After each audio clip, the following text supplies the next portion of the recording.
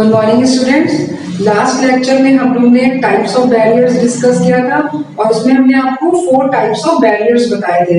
That was symmetric barriers, physical barriers, personal barriers and organization barriers.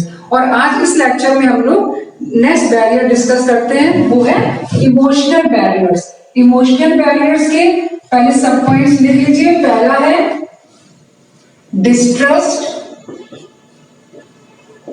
distrust on communication,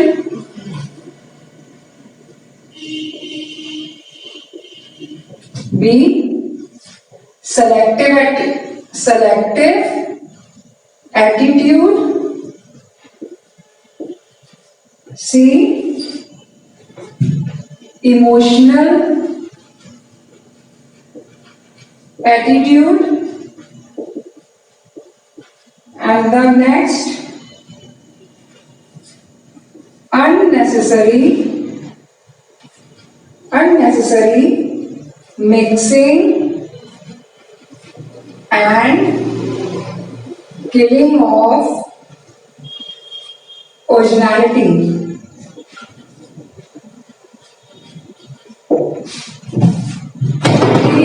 emotional barriers जैसा कि नाम है, भावुकता की वजह से भी कभी कभी रुकावट आ जाती है। सबसे पहले इसमें distrust on communication.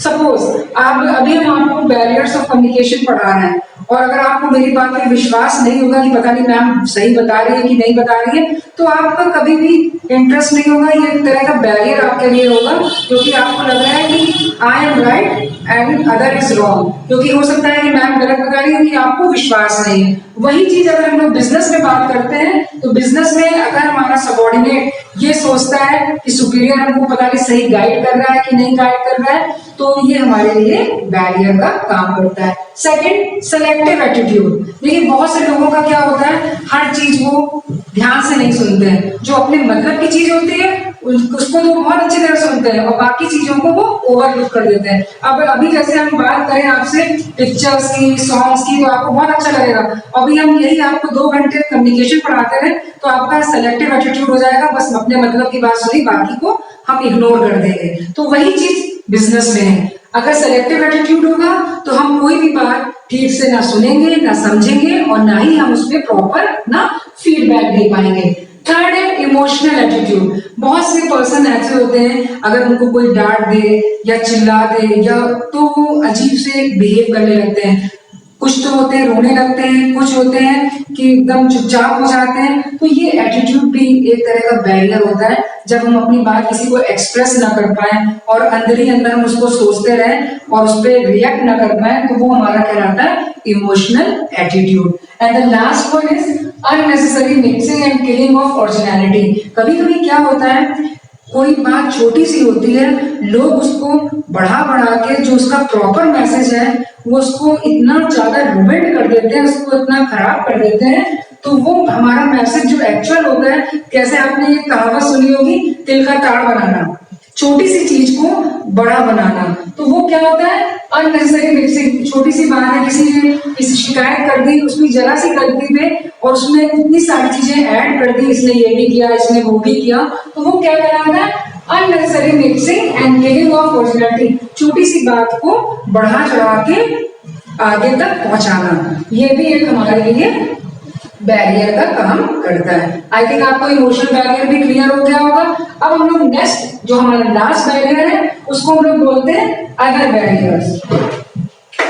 In 5 barriers के अलावा कुछ और भी बैरियर्स हैं जिनको हम लोग अदर बैरियर्स में मेंशन करते हैं। अदर बैरियर्स, उसमें सबसे पहला है हमारा कल्चरल डाइवर्सिटी।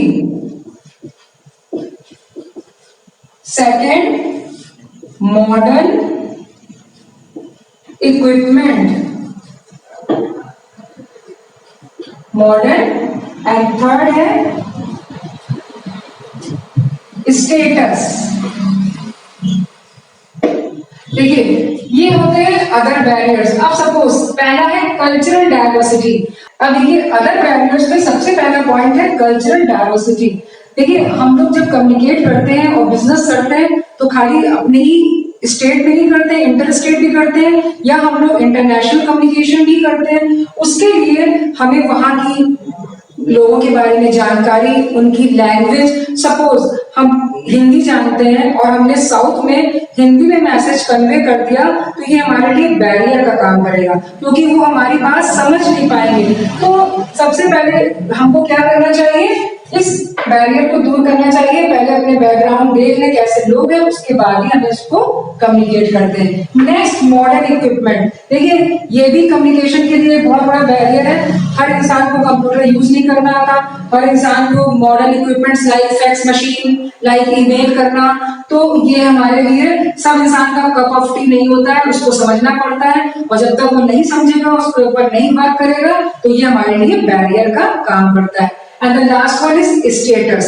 स्टेटस भी बहुत इंपॉर्टेंट रोल प्ले करता है बैरियर के रूप में, क्योंकि जो हाई प्रोफाइल वाले लोग होते हैं वो कभी भी छोटे लोगों से बात करना पसंद नहीं करते, उनके साथ कम्युनिकेट करना भी पसंद नहीं करते, तो ये भी एक तरह का बैरियर होता है। तो अभी हमने 6 टाइप्स ऑफ बैरियर यहाँ पर डिस्कस किए।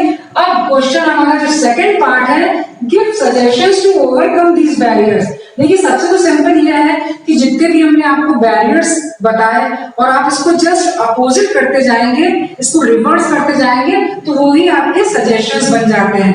अगर हमने कहा ओवरलोडिंग ऑफ मैसेज, तो आप ओवरलोडिंग कम कर दें। हमने कहा नॉइज हो रही है, तो आप नॉइज को कम कर दें। हमने कहा कल्चरल डाइवर्सिटी है, तो आपने कहा कि हम पहले उस कंट्री के बारे में जान लें, वहाँ कैसी लैंग्वेज है, कैसे वहाँ की लाइफ स्टाइल है, कैसे लोगों को पसंद आता है मैसेज, या कैसे वो समझ सकते हैं, उसके बाद ही हम मैसेज को फ्रेम करें। तो ये कल्चरल डाइवर्सिटी जो बैरियर का रूप हमारे लिए, वो हमारे लिए सजेशंस बन जाएगा।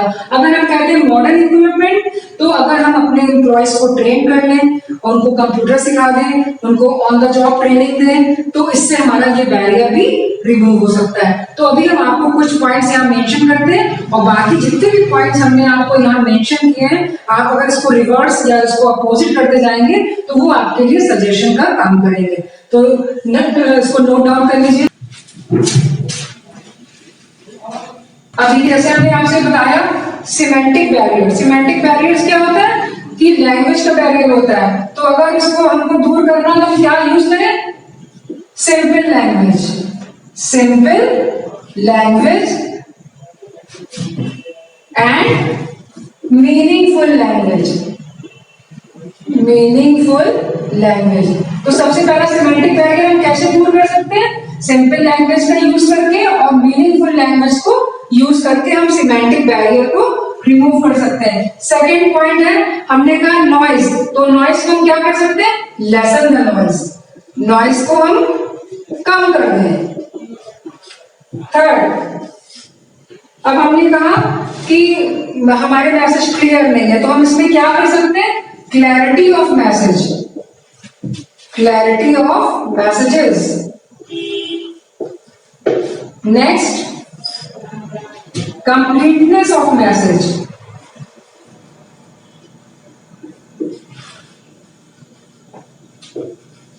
तो सबसे पहले क्या है, यूज ऑफ सिंपल लैंग्वेज। अगर हम नॉइज को कम कर दें, lesson the noise. Third, message को क्लियर करें, क्लैरिटी ऑफ द मैसेज, जो हमारा रिसीवर इजीली समझ सके।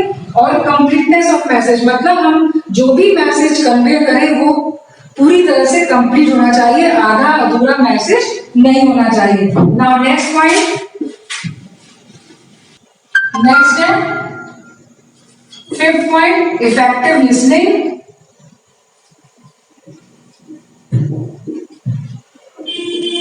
इफेक्टिव लिसनिंग मतलब जो हमारा सिलेक्टिव एटीट्यूड है वो नहीं होना चाहिए, हम जो भी सुने ध्यान से सुने।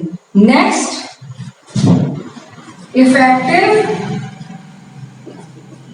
Use of body language. Effective use of body language. ठीक है, इफेक्टिव लिसनिंग के बाद नेक्स्ट पॉइंट है हमारा effective use of body language.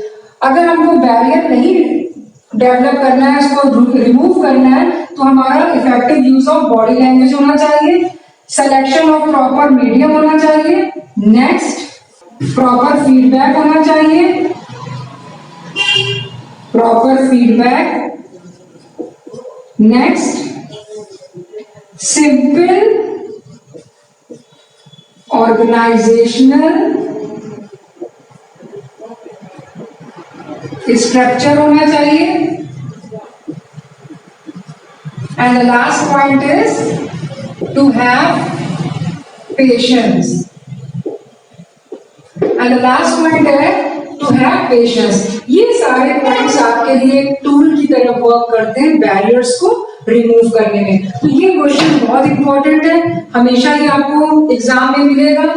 What are the barriers to communication and give suggestion to overcome these barriers। हमने आपको 10 points दिखाए हैं, लेकिन जो भी हमने आपको बैरियर्स बताए हैं उनको आप जस्ट अपोजिट करते जाएंगे तो आप और पॉइंट्स भी इसमें ऐड कर सकते हैं। Thank you.